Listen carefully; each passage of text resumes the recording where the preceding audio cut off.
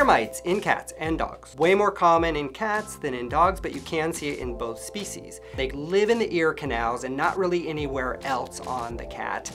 And they create lots of gunk and lots of itchiness and can cause infections in the cat's ears. What we usually will do is prove that there are ear mites in there. Once we prove that there are ear mites in the ears, it's pretty easy to treat. We will usually clean out the ears just to get some of that gunk out of there and make sure there's no secondary infection of bacteria or yeast. When I was a kid, I remember I had to put this stuff in my cat's ear every day for like a couple of weeks, and it was miserable and my cat hated it. Now, there are topicals that you put on once a month, treats the ear mites, or treatments that you put in the ear maybe once or twice at 1 week intervals. Really easy to treat. There are all these home remedies too, which are like ridiculous, like put olive oil in their ear every day for 3 weeks. Just go to the vet and get the stuff that's one time. It's super easy. It's way easy. Do that.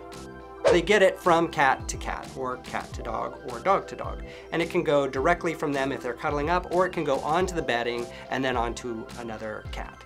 Can people get it? That is a great question. So we've always said that ear mites in cats and dogs are not transmittable to people. But in the early 1990s, I want to say 92, 93, something like that, there was a veterinarian in New York, had a client whose daughter had a rash, and when he treated the ear mites in the cat, the daughter's rash went away, and he went, huh, I wonder if people can get this. And he looked in the literature, there's nothing in the literature, so he takes a cat that has ear mites and takes a swab of it and puts it in his own ear.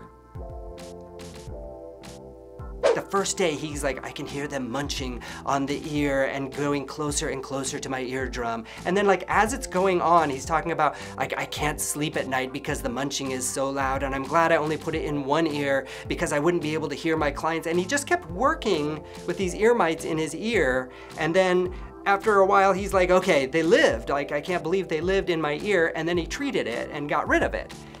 But that wasn't good enough. It gets better. Then he's like, well, I wonder if those ear mites were just really strong, hardy ear mites. So he did it again 2 more times.